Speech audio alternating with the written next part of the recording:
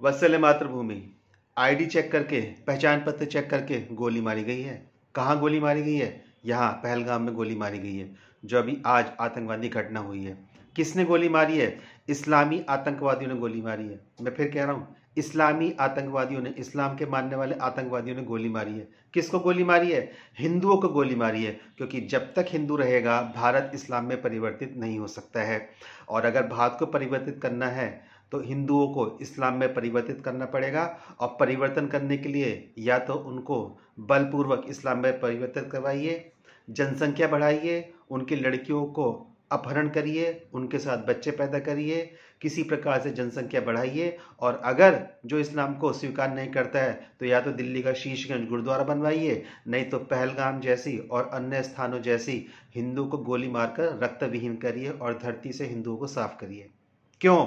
क्योंकि दारुल हर्ब है भारत। दारुल हर्ब अर्थात वह स्थान जहां इस्लाम के मानने वाले नहीं रहते हैं और जो इस्लामिक संपत्ति नहीं है। उस दारुल हर्ब को दारुल इस्लाम में परिवर्तित करना है, अर्थात पूरे भारत को इस्लामिक समुदाय में परिवर्तित करना है और भारत को इस्लामिक संपत्ति घोषित करना है। तो यह इस्लाम का घर अर्थात अल्लाह का घर कहलाएगा और फिर एक ग्लोबल मुस्लिम कम्युनिटी मिल्लत इस्लाम बनेगी और पूरा विश्व एक इस्लामिक समुदाय में परिवर्तित हो जाएगा।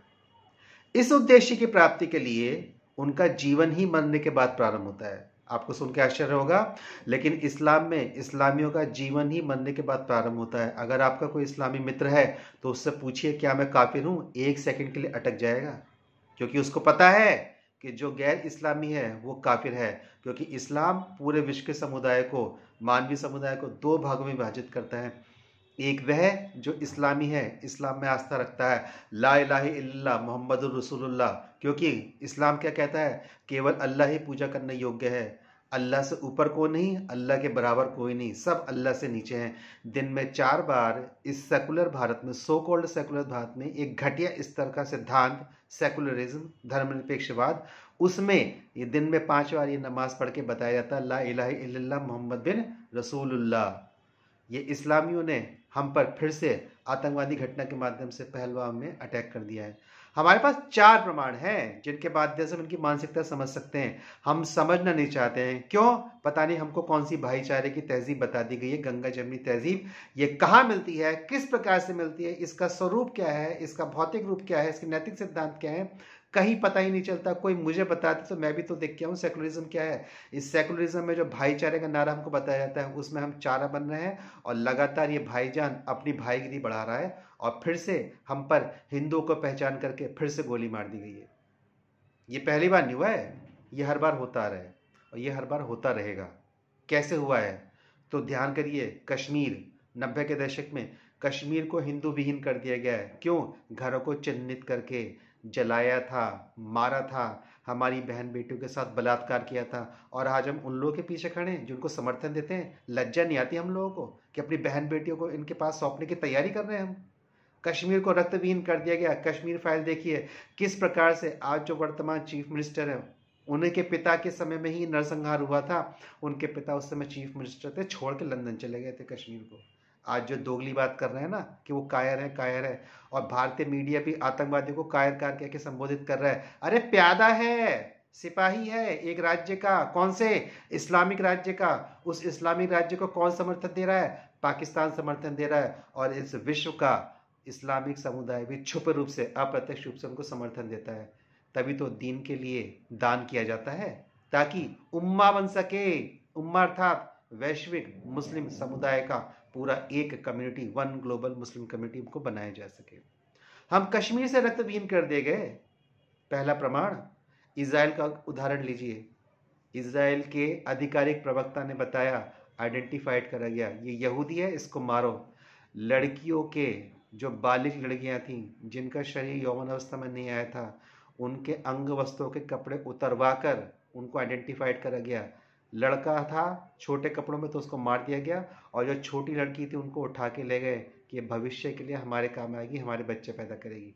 ये ऑफिशियल स्टेटमेंट है इजराइल की आर्मी की प्रवक्ता का। वो दिन वो लेडी थी जो इस बात को कहने आई थी। तीसरा उदाहरण देखिए, वर्तमान में क्या चल रहा है हमारे पूर्व की ओर, क्या बताने की आवश्यकता है?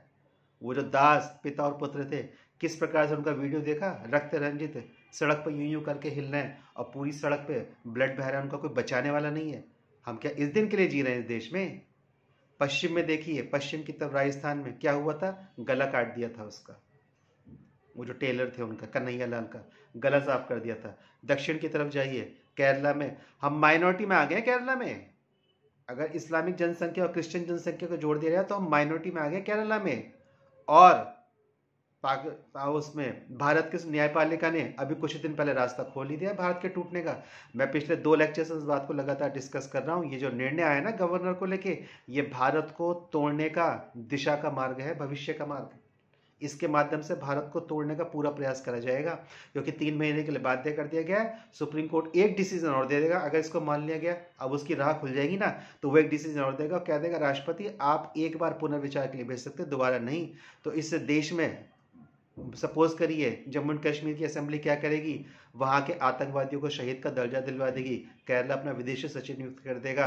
कल को ये राज्य कहेंगे हमने प्रस्ताव पारित कर दिया, हमको भारतीय संघ में रहना ही नहीं है, हमको अलग करिए। विदेशी शक्तियां भारत को तोड़ तोड़ कर फेंक देंगी। वर्तमान परिस्थिति देखिए, भारत में विरोध चल रहा है वक्फ के लिए।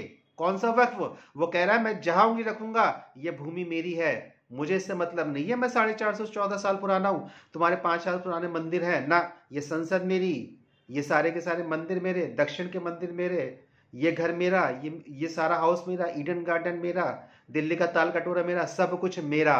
क्यों? क्योंकि धरातल चाहिए, उसको भूमि चाहिए। भारत को इस्लामिक राज्य में परिवर्तित करना है तो भूमि पर युद्ध करना पड़ेगा ना।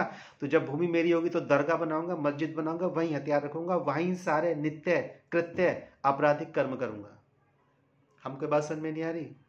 हम पे कितनी बार हमारे ऊपर धार्मिक आस्थाओं पे आक्रमण हो चुका है, कितनी बार हम पे अटैक हो चुका है, और आज फिर 26 लोग मार दिए हैं। अभी शुरुआती आंकड़े हैं।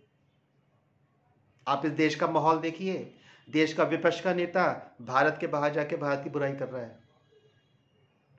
देश के सारे नेता भारतीय संसद में 232 वोट पड़े वक्फ के विरोध में, 232 वोट पड़े वक्फ के विरोध में। केवल 24 MP है मुस्लिम।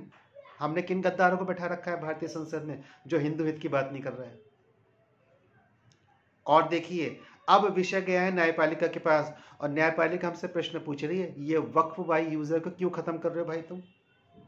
रोहिंग्या के बच्चों को न्यायपालिका दिल्ली में एडमिशन दिलवा रही है, दुश्मनों के बच्चों को, सांप के बच्चों को, सपोलो को हम इस स्कूल में पढ़ाएंगे, हम इस देश में पालेंगे उनको? तो अंदर और बाहर की परिस्थितियों का आकलन करिए, क्योंकि इन सारी परिस्थितियों के बीच पाकिस्तान के आर्मी चीफ का 3 दिन पहले जो स्टेटमेंट आया था कि हम कलमा के राज्य हैं, कलमा के राज्य अर्थात हम इस्लाम के राज्य हैं, हमारा उद्देश्य ये है कि हम इस्लाम को स्थापित करेंगे। एक कलमा का राज्य बना था मक्का मदीना, और एक कलमा का राज्य बना है पाकिस्तान। इसका दायित्व बनता है पूरे विश्व को मुस्लिम समुदाय और वैश्विक समुदाय में परिवर्तित करना, और उसी का हौसला है कि भारत में आतंकवादी घटना हो गई है। जब भारत के प्रधानमंत्री भारत के हित को साधने के लिए सऊदी अरेबिया गए हुए थे। हम परिस्थितियों का आकलन करना चाहिए हमें, हमारी परिस्थितियों के आसपास क्या चल रहा है। हम वोटर किसी के भी हो सकते हैं, उससे आके प्रश्न करिए, और अगर आज प्रश्न नहीं हुआ है तो मान के चलिए हमारी भविष्य की जनसंख्या इनके जूतों तले रौंदी जाएगी, और हमारा ऐसा ही परीक्षण कर करके कि हाँ ये हिंदू है इसको मार दो, और जिसका कटा हुआ मिलेगा उसको नहीं मारा जाएगा, चाहे उसके दाढ़ी हो या ना हो। इस प्रकार से विहीन करा जाएगा हमको, क्योंकि गद्दार हमारे बीच के ही इसी देश में बैठे हैं। बौद्धिक आतंकवाद के रूप में कम्युनिस्ट शक्तियां बैठी हैं, और राजनीतिक आतंकवादियों के रूप में राजनीतिक दल बैठे हैं जो उनसे सौदेबाजी करते हैं लगातार, और इनके पक्ष में सारे के सारे मतदान करते हैं। अभी भी आप देखिएगा, कल सवेरे से और दोपहर के बाद से स्टेटमेंट स्टार्ट हो जाएंगे इस राज्य के विरुद्ध, इस्लामियों के समर्थन में, और इस सरकार के विरुद्ध। आप उसके वोटर हो सकते हैं, आप जिस भी पार्टी के वोटर हैं, बस उससे पूछिए हिंदू हित का क्या। अगर हमने हिंदू हित को आज नहीं साधा तो हमारे आने वाली पीढ़ियां, जनरेशन खराब हो जाएंगी, बर्बाद हो जाएंगी। हम इस देश को कहां लेके जा रहे हैं, ये हमारा दायित्व है। जितने भी इस्लामिक देश हैं सब उठा लीजिए, कोई सेकुलर नहीं है, कोई लोकतांत्रिक नहीं है, और कहीं पर भी किसी का अस्तित्व नहीं है। ना कोई दलित बचा है वहाँ पे, ना कोई दूसरी कास्ट बची है। बांग्लादेश से जातिगत आधार पर सफाया करा जा रहा है, पाकिस्तान से जातिगत आधार पर सफाया हो गया। हम किस जातिवाद को लेके पड़े हुए हैं? अगर हमने अपने धर्म और संस्कृति को आज भी नहीं पकड़ा तो विनाश होने में हमें अधिक समय नहीं मिलेगा। हमको अपने आप को बचाना पड़ेगा। अगर आप ये नहीं सोच रहे कि मुझे कोई संकट नहीं है, तो कम से कम अपने बच्चों की तरफ तो देखिए, उन्हें किस प्रकार का संकट है। अगर हम आज इस विषय पे आज सजग नहीं हुए हैं कि धर्म के आधार पर उनके कपड़े फाड़े गए थे ना कश्मीर में, जब रक्त विहीन करा गया था, देखी ना कश्मीर फाइल। उनका तंत्र आज भी चल रहा है, हमें इस तंत्र से लड़ना पड़ेगा, नहीं तो हम बहुत जल्दी हार जाएंगे। कम से कम मैं तो नहीं हारूंगा। मैं फिर कह चुका हूँ, अगर मैं क्षत्रिय हूँ तो लड़ के मरूंगा। अपने बच्चों से भी कहूँगा लड़ो। तो एक हैं तो सेफ है, एक हैं तो सेफ है, बटेंगे तो कटेंगे। जय राम जी की।